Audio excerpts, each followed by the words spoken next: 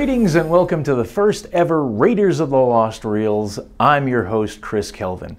What is this show about? Well, this show is meant to bring you films that you've never seen or heard about before. Films that have gotten short shrift, films that have gotten forgotten, films that don't get a lot of airplay. Why am I doing this? Because I know too many people who won't watch black and white movies. I know too many people who think that old movies are boring or they're slow. I am going to show you that you are missing a world of cinema that you could just be benefiting from every single day. So to begin with, we're going to start with my all-time favorite film. I don't care what list we're talking about. Best picture, best cinematographer, best acting, best writing, you name it, this movie is always on top of my top 10 lists. And it doesn't matter. I watched this movie for the first time when I was 15. That's a long time ago. And I watched this movie maybe once every year or two. And it is always fresh and beautiful and interesting, and it's so vital. It's easy to connect to. It's a romance, yes, but guys, it's not a, chick flick. This is a war picture. This is a fantasy film. This movie has got something for everybody. And it's got some great techniques in it too. It was photographed by the great cinematographer Jack Cardiff. This man had a fantastic eye and made some of the most beautiful films you've ever seen, or in this case, you probably haven't seen. It was directed by Michael Powell and produced by Emeric Pressburger. These two guys worked together as a production team called The Archers, and they produced some of the top films ever to come out of the UK. We're talking One of Our Aircraft is Missing, The Red Shoes, and Black Narcissus.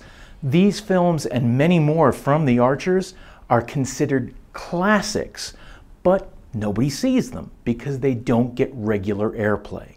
Well, I'm going to show them to you. We're going to do a show separately on The Archers in a little while, a couple of weeks. But right now, let's talk about A Matter of Life and Death. A Matter of Life and Death was released in the UK as A Matter of Life and Death in 1946. It was released in the United States as Stairway to Heaven. You'll see why in just a couple minutes. Production began on September 2nd, 1945 and was completed on December 2nd, 1945.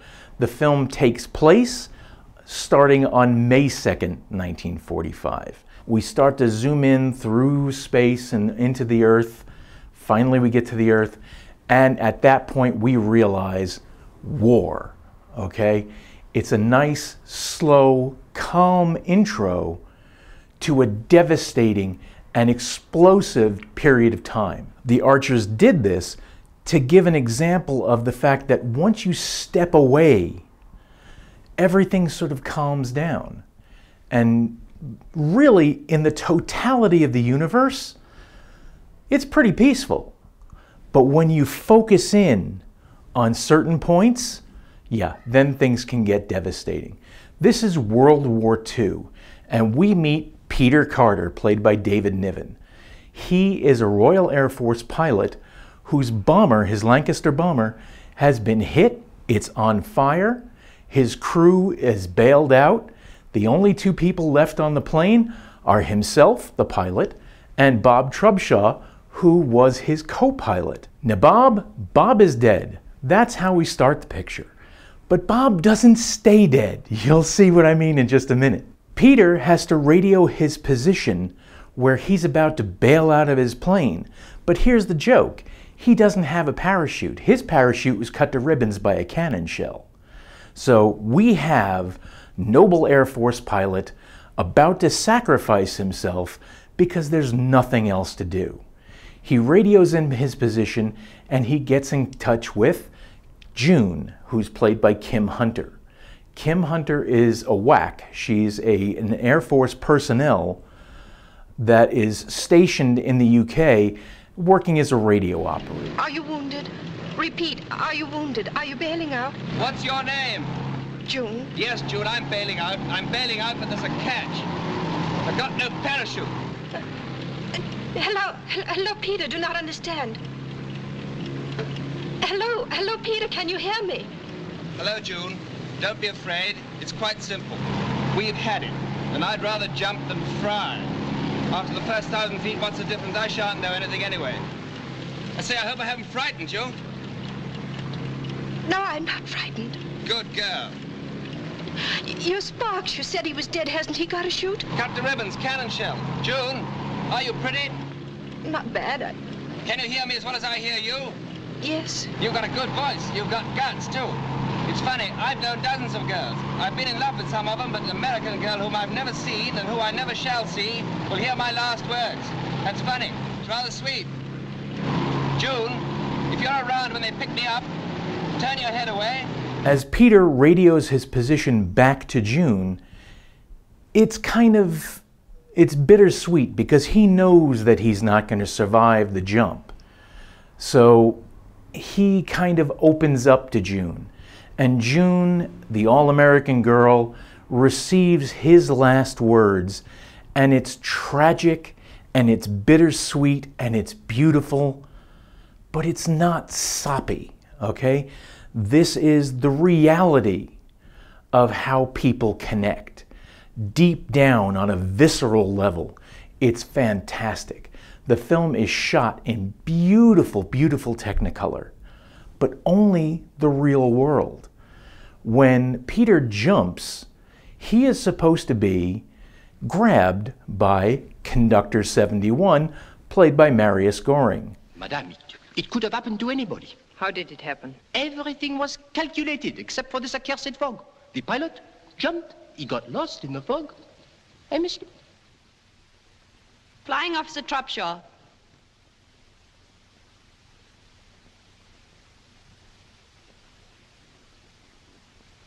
You've been waiting all day for your pilot. Yes, ma'am. You see, over the channel, we ran into this ruddy pea souper. Aha. Oh, excuse the language, ma'am. But really, it was so thick that you could have stepped out of the kite and walked about on it. Sacré brouillard. And he, the skipper, ordered everybody to bail out when we were over the coast. He knew his brolly, had been written off. He got a direct hit as he was bandaging me. But he didn't tell the others. I only knew about it because I'd bought it by then. I mean, I was dead. Now, Peter walks up the beach and thinking that this is heaven, you know, because it is kind of bucolic, he walks towards the road, and riding down the road is a young girl on a bicycle. Hello. Hello yourself. What's wrong? You're June.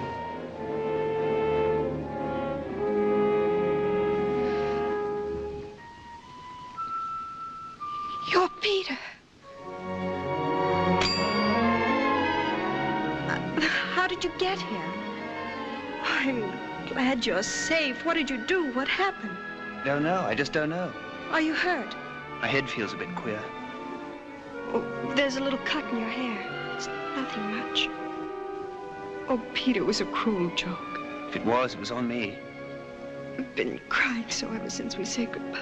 Don't cry, darling. Peter, darling. This is serendipity.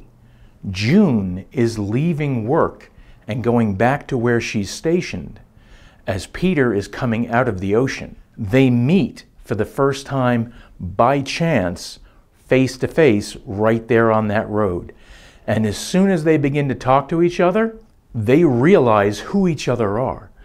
These two have fallen in love under the bitterest, the strongest of circumstances, war and death. But there's a problem. The case is not so simple. No? No. He's fallen in love. Ah. Oh. It complicates things. True, madame. You must do your best. Oui, madame.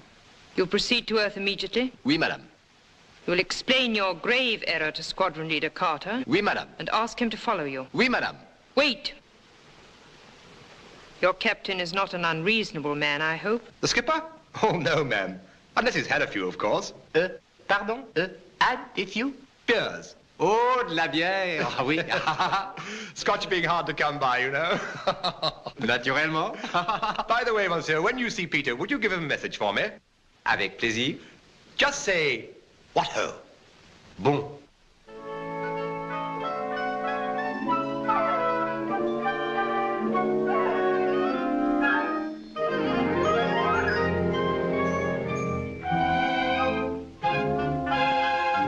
When he's starved for Technicolor up there. There's a new wrinkle. They're in love. Peter and June are in love. And this happened because of Conductor 71's mistake. So they don't feel that they should be dinged for Heaven's ultimate mistake.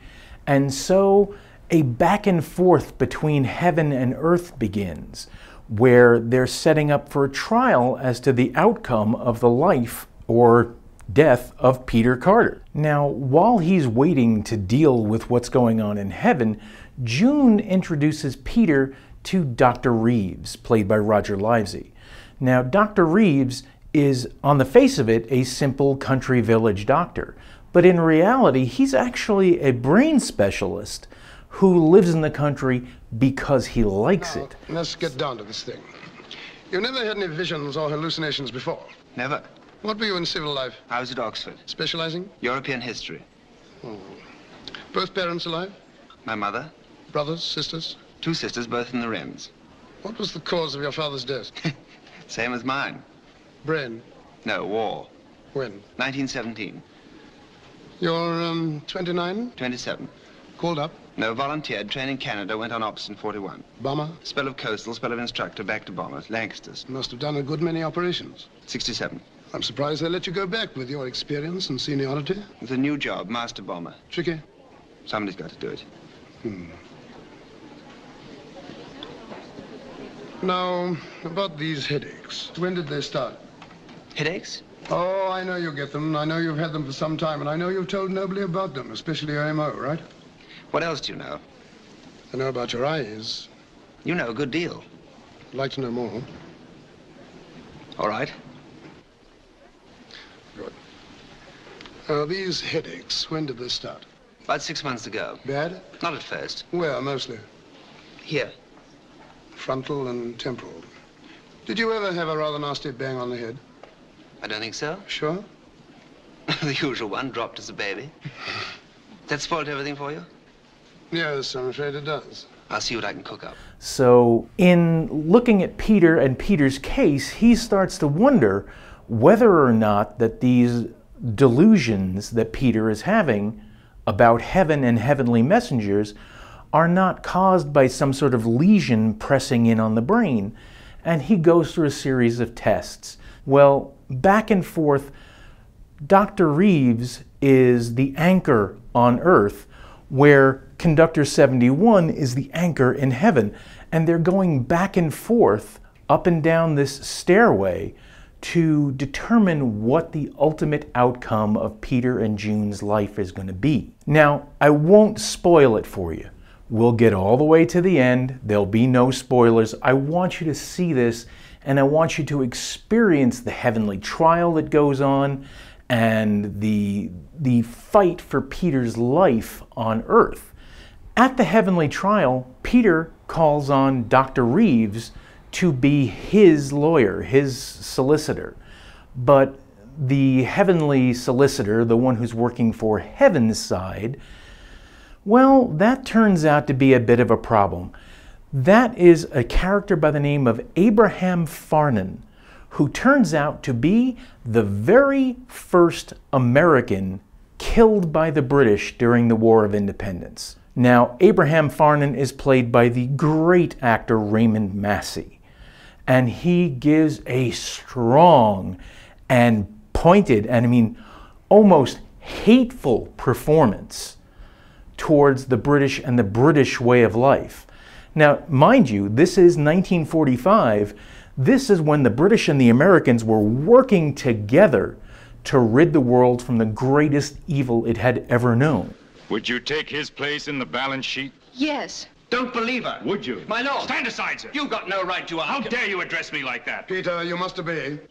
Well, of all the dirty tricks. This is contempt of court. I'll have you committed. Commit away. Don't answer any more questions. Do you realize that by this attitude, you've forfeited any chance of winning your case? All right, but you won't get June as well. Your Honor, members of the jury, I'm afraid he really does love her.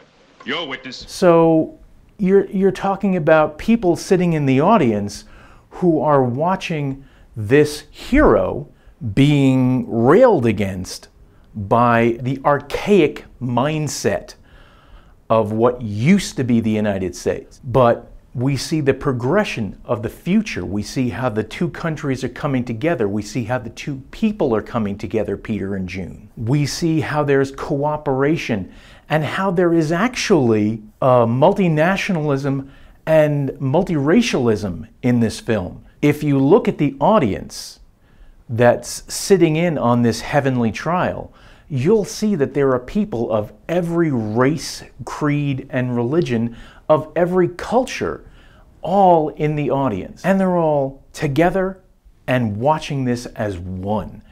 This is a really important point. We're talking about 1945, where Hitler was killing Jews and Poles and gay people, and for the archers to come together and bring these people together as one in heaven, right? That's a very important point.